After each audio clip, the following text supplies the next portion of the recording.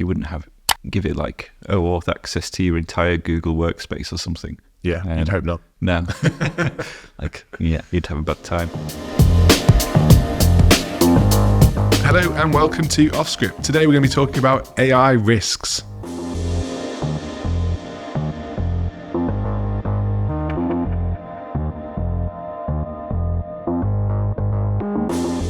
Hello. My back really hurts. You look in pain. Are you okay? Yeah, I'm all right. I slipped over and I've hurt my back, I think. I'm deduced. You're sitting rather strangely. Yeah. I feel sorry for you because you look quite uncomfortable. I'm going to be okay. A bit of chicken will sort me out later. Yeah. So I'm very excited. We're going for some lunch soon at Empire Cafe, which is one of our new favourite digs. I think we mentioned it in a previous podcast, actually. We're not sponsored by them. It's just really good chicken. Yeah. So, that'll be good. Yeah. But in the meantime, we're going to talk about AI risks. We are, until lunch comes. Yes, AI risks. So I know very little about the new regulation around the ISO 42001. 42001, which is written by someone that looks like they're trying to hit a word count. Yeah, it's never a good start, is it, for some regulatory documents? No, so I just put it into Speechify, let it wash over me, and then made notes on paper, and then typed those up. Nice. And after taking a step back, I've had some thoughts. It's actually missing a lot of stuff around risk. Although it talks about managing risk, it doesn't actually give you any good indication of what those risks might be. Do you think it's ambiguous on purpose because the kind of the whole landscape's moving so fast? Or? Yes. Yeah. I think there's a few things. It needs to be general enough to survive the future. Yeah. And which it won't. It's probably started draft before LLMs went mainstream. So some of the example risks in there aren't relevant, and it just keeps mentioning the environment. Sort of like someone's like put it in the cliff notes and then gone back and pasted it in randomly throughout the whole document, which is fine. Climate change is important, but it does seem a bit shoehorned into the standard. So I've tried to take a bit of a step back and go, because my team will just need to know the headlines, like what do we actually need to do to make this standard work. And it's basically figuring out what the risks are, figuring out what your treatment is, which is the solution, and what impacts those have. So I've kind of put together what I think are the major risks around large language models. Yeah, it's interesting, all these sort of regulation standards, because especially for emerging technologies, because it's still quite an unknown space. So it's quite an interesting process to go through, kind of understanding what the document's trying to achieve. As you said, running it through a few tools to try and summarize it and help kind of go through it. Interesting that there's some topics around sustainability and things like that in there. It's almost as if there's an election coming up or something like that, isn't it? Yeah.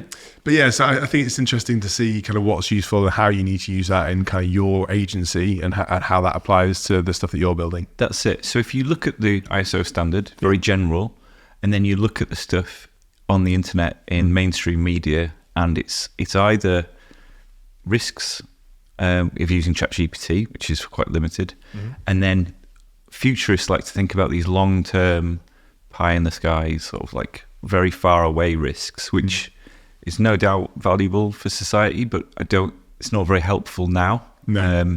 Like, what if a robot takes 1,000 jobs, or whatever? But interesting thought experiment, but not interesting for today.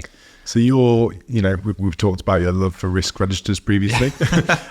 You're not going to put those far kind of sighted things on that register. You're talking more about the stuff that's going to impact, the kind of year ahead. You can put them on there, but you just can't do anything about them. No, apart from worry about the future. But your reaction, your treatment, the solution to those faraway risks will change as they come into view. As you get closer to them, you'll then decide what to do with them. You can't decide what to do with them now. No. But one of the risks everyone keeps talking about is, and this gets loads of airtime, is hallucination. And that term has entered sort of non-technical discussions, like layperson conversations on it. I think it's definitely obviously worth putting on there, but if you've seen the leap that we had from GPT 3.5 to 4, most of the severe hallucination complaints go away if you put the source information into the prompt. The most of the issues around hallucination happen when people aren't doing that. The most important thing is you put worked examples in, and the more good stuff you can put in, the better the stuff out is, basically. So for the sake of this conversation, define hallucination in this context. So hallucination would be, it predicts, every time the model runs, it just predicts the next most likely word. Mm-hmm. So a hallucination would just be the wrong word. Yeah. So untruthful or incorrect. So in terms of the kind of quality of the model, as you're saying with the kind of latest release of GPT-4, for example, the hallucination in terms of just the accuracy in general hasn't improved. Yeah, so it will refuse to answer if it doesn't know, and it will try not to make stuff up. But the better data you can put in, the better you'll get out. But that one's pretty easy. Like, no one's winning any prizes for putting that in the risk register.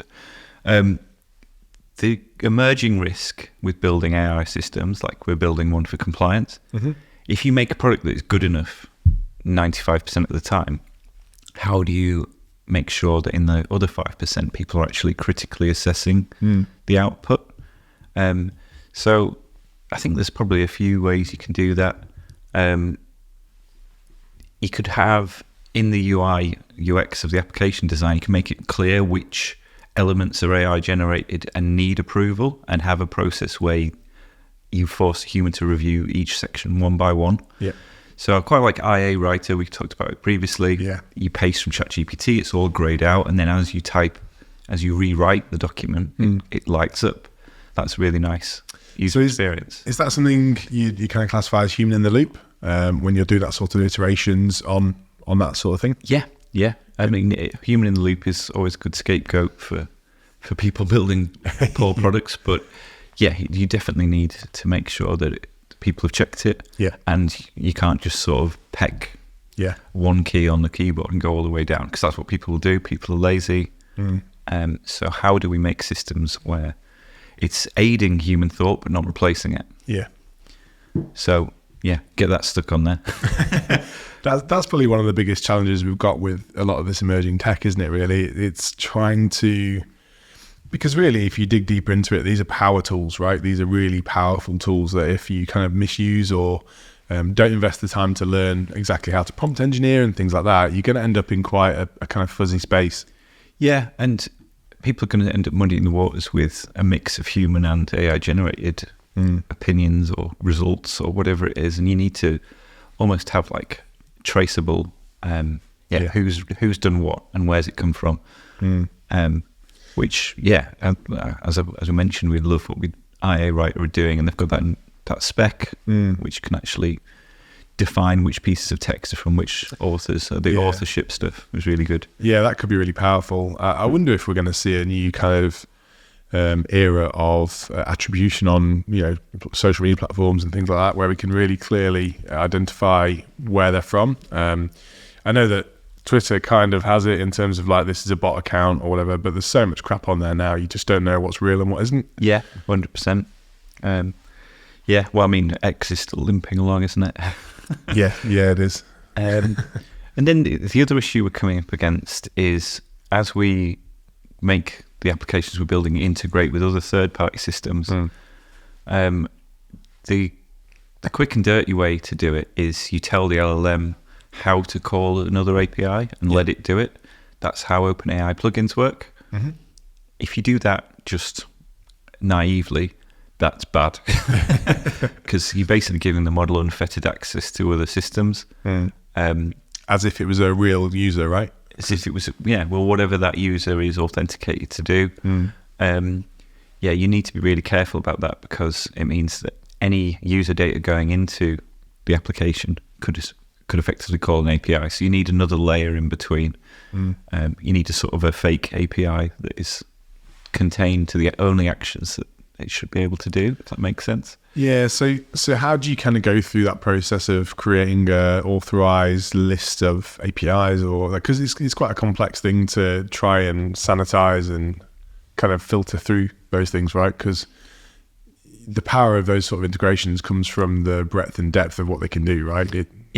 So you would build an API where every request would need human approval. So Right. a put or a post it would be to your own API, which would just surface some UI saying, do you want to send this to this SAP system, or do you want to add a to-do in Basecamp or whatever it is, or open a new expense?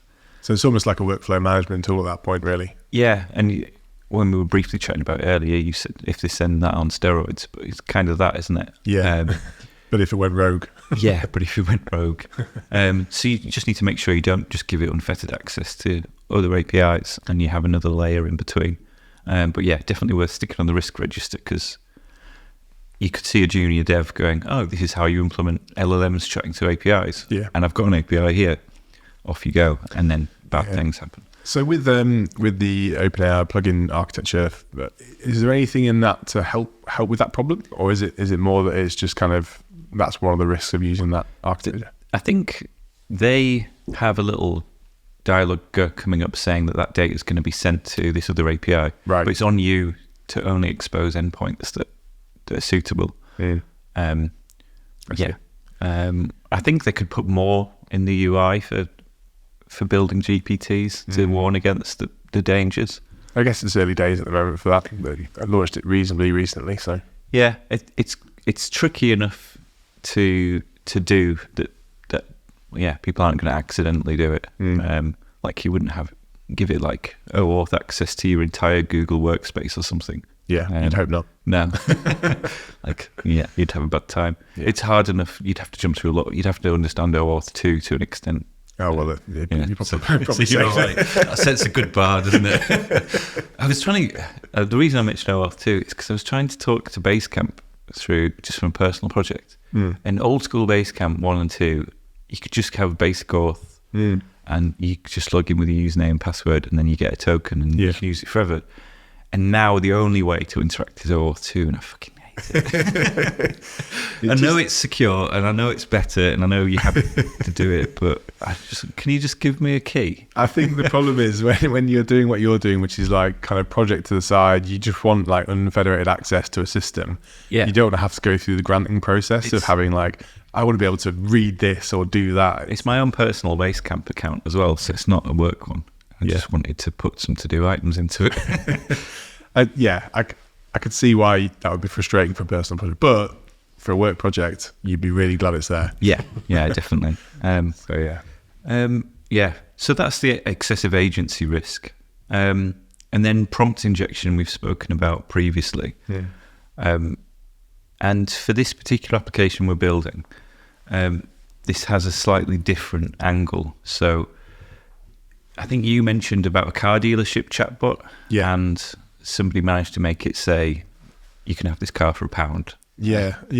I think they'd realised quite quickly that it was just sort of an interface to GPT. So they kind of told the bot the sort of traits they'd expect to see back and the sort of kind of attitude towards this kind of conversation they were hoping for, to the point where they got it to agree, like legally state the kind of the language in a way that they could buy a car for £1. And I think they had to actually honour it because it was the way they kind of constructed the prompts made it completely legally binding. Yeah, that is ridiculous, isn't it? Which is cool. Yeah, that's a cautionary tale, isn't it? Really. So that's a good example of prompt engineering gone wrong. Yeah. I think it was Chevrolet, so probably give the car back after 6 months. Yeah, don't want that car, thanks. For our app, one of the compliance elements, in theory, an employee could keep talking through a problem to make it do a particular output that employee wants. So like coax it into the way that it wants to output. We've got a lot of protection against that, but it's definitely worth thinking about. It's not always easy thinking about employees of a company being bad actors, but it sometimes goes a bit... It's not as high risk as just random people on the internet, obviously. Yeah. But it's still a risk.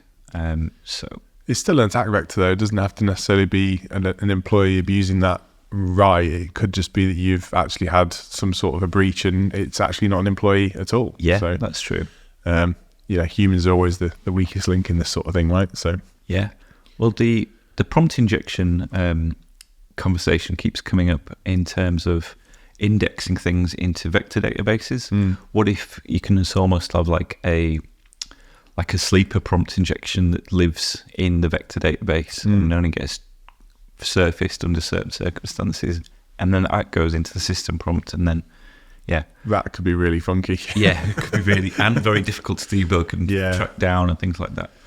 Yeah, that's the other challenge, really. One of the other risks is we're entering this new era of untraceability with these sort of things, where you kind of a few degrees of separation from what's going on.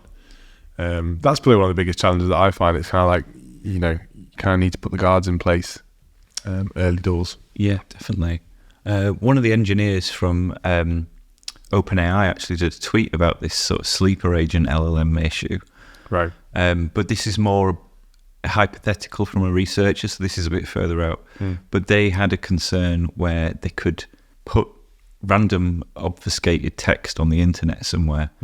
OpenAI or another organization crawls it, ingests it, goes into the model, and under some sort of set of circumstances it triggers that to do something. Oh, right. I'll put the link in the show notes because the conversation is quite interesting, but he seems to think it's pretty unlikely but not impossible. Pretty unlikely. Which is, not the reassurance you might have wanted. I think Anthropic did a paper on it called Sleeper Agents as well. Right. So it's basically what happens is you put the entire internet into the training data, train the model, that has all the weights for the words, and then the safety training changes the weights to take out the bias, so the racial stereotypes and all the awful stuff. And the idea is that even after that, could there be some secret bits hiding in there that just unearth themselves in under certain circumstances? That's so complicated, isn't it? It's like, it's a bit beyond me as to how that might actually work, but definitely worth thinking about. Stick it on the risk register.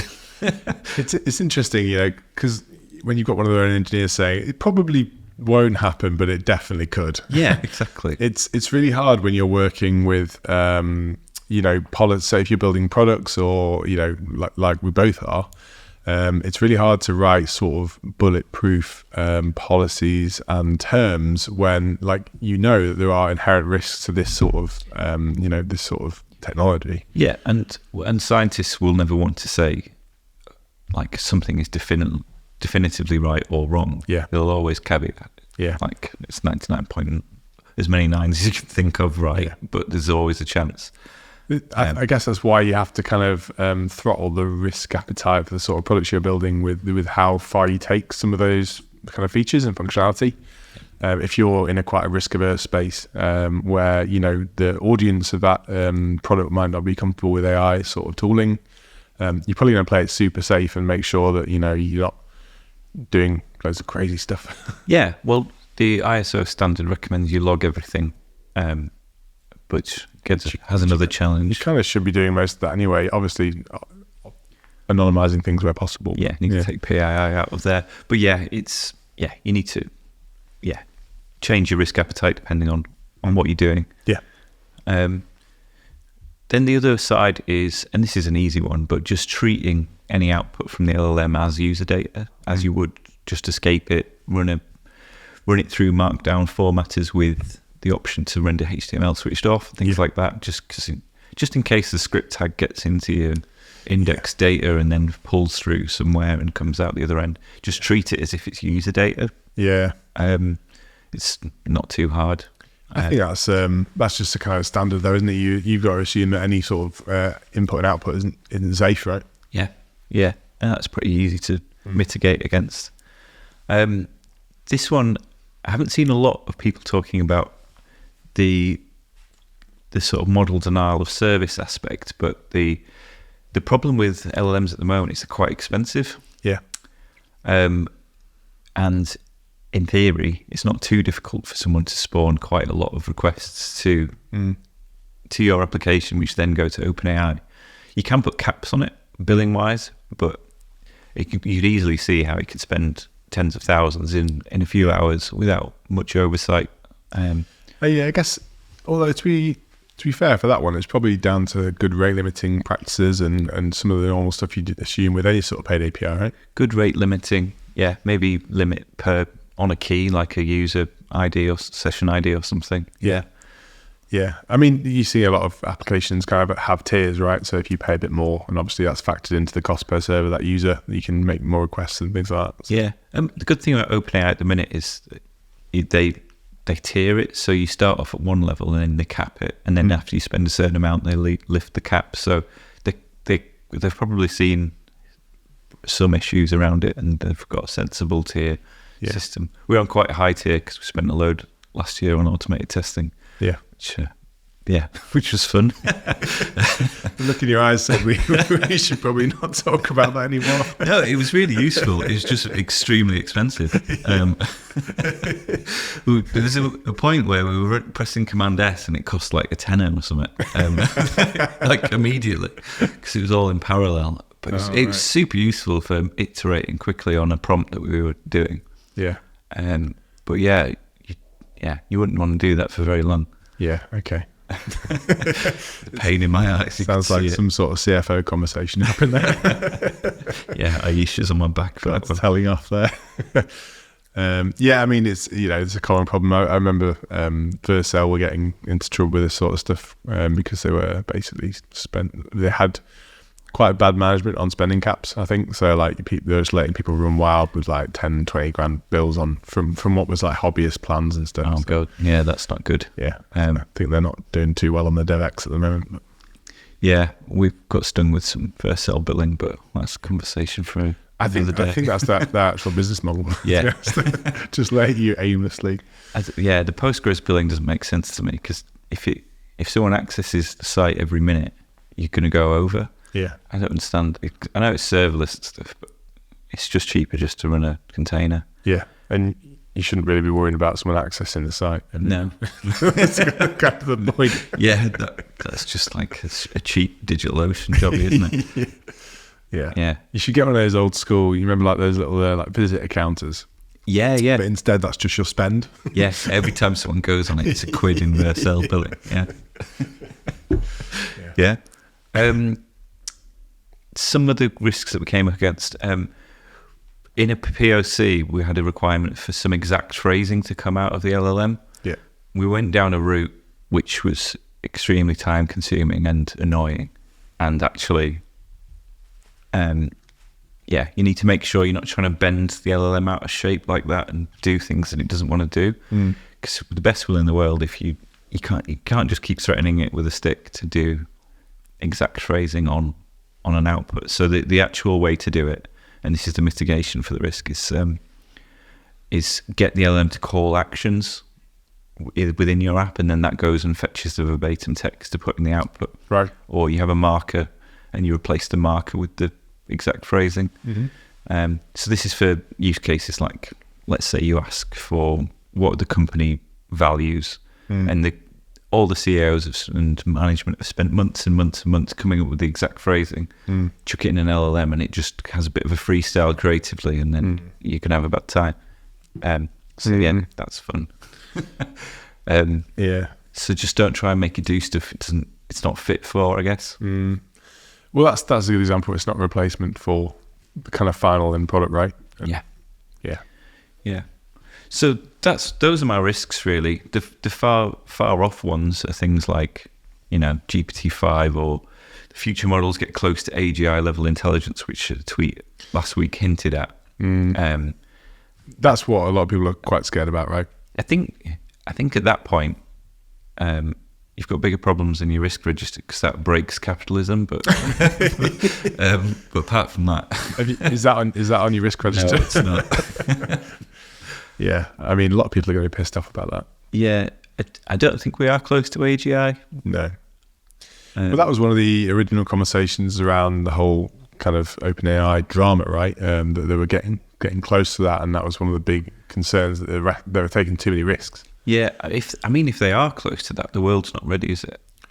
I don't think so. I don't think we're really ready for this level of kind of AI at the moment that we talked about today, really. So, yeah. I think it's just a new age of education around this level of technology. I don't think we've had, a kind of invention like this over the last however many years that's been such a black box. Yeah. And I think that's quite a challenge. You mentioned like some of these terms are making its way into kind of general language, like hallucinations and things like that, but without a solid understanding of what that really means. One of the main problems is decision making in a non-transparent or non-explainable way is just going to get you in a lot of legal bother, and potentially make some bad decisions. And when it's already a space full of like mis and disinformation anyway, it's quite challenging. Yeah, definitely. But there's so much opportunity that the risk of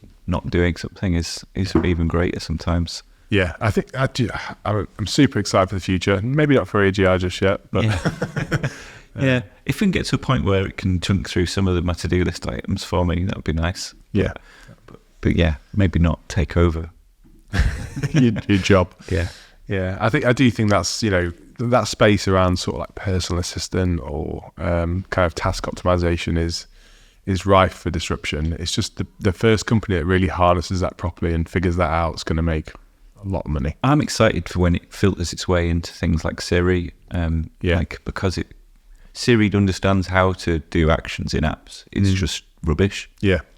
So if it was good, and it could actually tie things together, like I don't know if you've seen the Rabbit R1. No. From Teenage Engineering.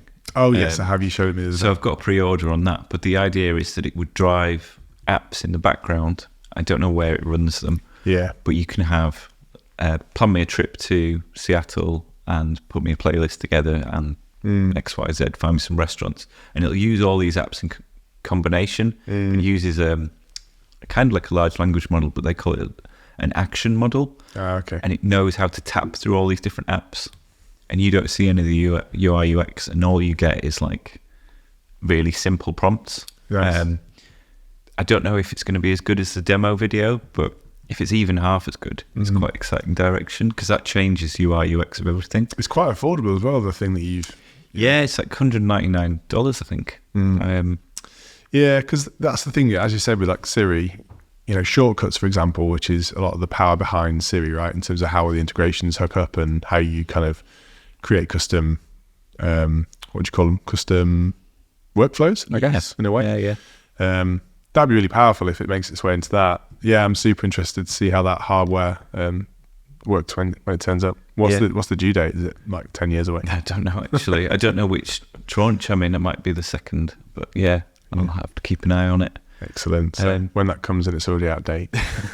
Sorry, no, you're right. I'm only joking.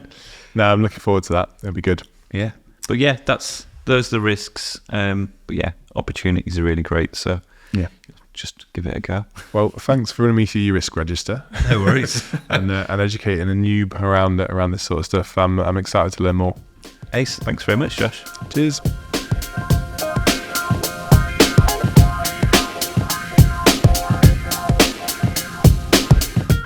Thanks for listening to this week's episode. Hit subscribe for more in the future, and we'll see you next time.